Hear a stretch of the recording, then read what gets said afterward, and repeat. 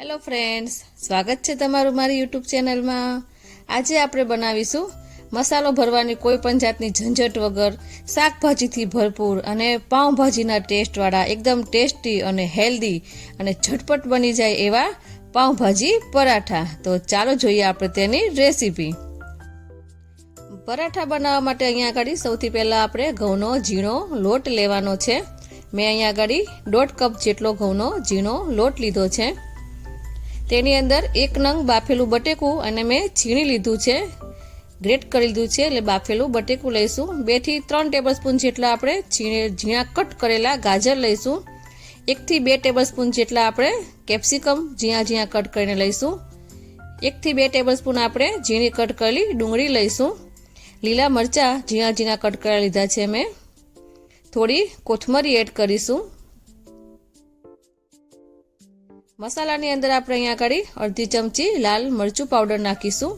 અડધી ચમચી જેટલો આપણે પાઉંભાજીનો મસાલો નાખીશું। એનો ટેસ્ટ આ પરાઠાની અંદર એકદમ સરસ આવે છે। થોડી આપણે હિંગ નાખીશું। મીઠું આપણે સ્વાદ પ્રમાણે એડ કરીશું। થોડો મેં અહીંયા આગળ અડધી ચમચી જેટલો અધકચરો વરિયાળીને ખાંડી અને તેનો પાવડર લીધો છે અને તેને મોણ માટે આપણે 1 થી 2 ટેબલસ્પૂન જેટલું આપણે ઘી લઈશું। તમે ઘીની જગ્યાએ તેલ પણ લઈ શકો છો, પણ ઘીનો ટેસ્ટ આની અંદર સારો આવે છે।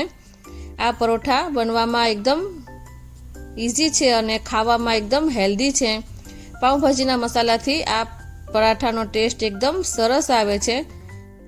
હવે બધું બરાબર મિક્સ થઈ ગયું છે અને આપણે તેનો લોટ બાંધી લેવાનો છે। તો તેની અંદર આપણે થોડું પાણી એડ કરતા જઈશું અને તેનો આપણે મીડિયમ સોફ્ટ એવો લોટ બાંધી લઈશું। આની અંદર શાકભાજી અને બાફેલું બટેકું નાખ્યું છે એટલે પાણીની બહુ આપણે જરૂર નહીં પડે, એટલે થોડું પાણી આપણે એડ કરતા જઈશું અને આપણે તેનો લોટ બાંધી લઈશું। તો આ રીતનો આપણો લોટ બંધાઈને રેડી થઈ ગયો છે।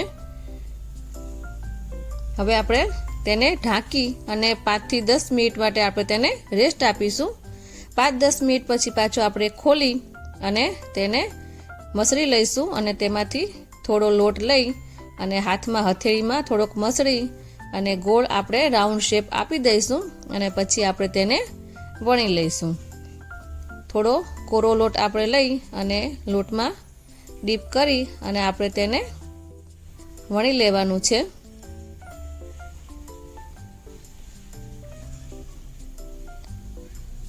જો બાળકો તમારા પરોઠા ન ખાતા હોય તો આ રીતે તમે શાકભાજી નાખી અને પરોઠા બનાવીને ખવડાવશો તો બાળકો આપણા પરોઠા બધા ખાઈ જશે અને ખાવામાં એકદમ ટેસ્ટી લાગે છે।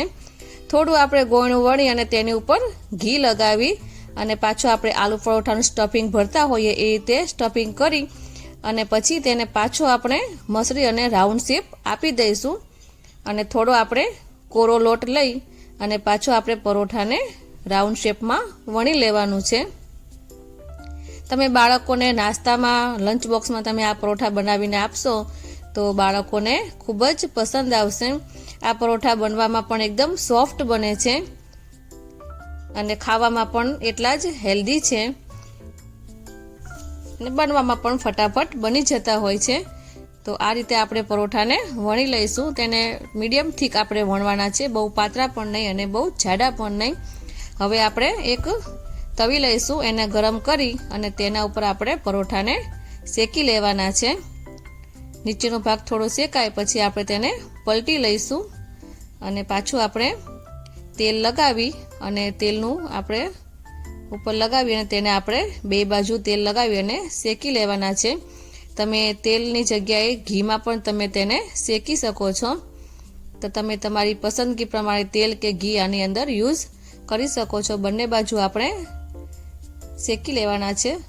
આ રીતે બરાબર 2 બાજુ પલટાવતા આપણે તેને શેકી લઈશું। તો તમે જોઈ શકો છો કે પરોઠા આપણા એકદમ સરસ મજાના શેકાઈ ગયા છે। તો આપણે તેને સર્વિંગ પ્લેટની અંદર કાઢી લઈશું। એ જ રીતે આપણે બીજા પરોઠાને પણ આવી રીતના જ શેકી લેવાના છે।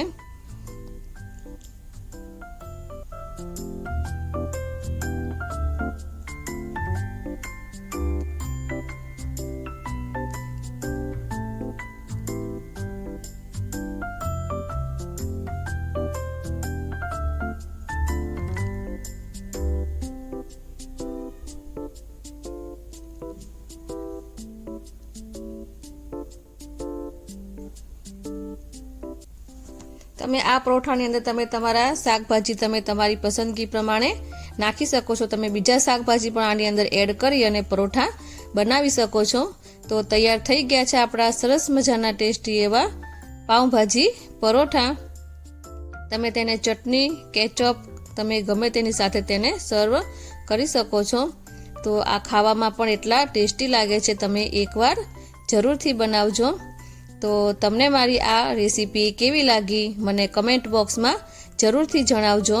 જો તમને મારો વિડીયો ગમ્યો હોય તો મારા વિડીયોને લાઈક કરી, શેર કરી અને મારી ચેનલને સબસ્ક્રાઈબ કરી દેજો. તો ફરી મળીશું આપણે નવા વિડીયો સાથે. Thanks for watching.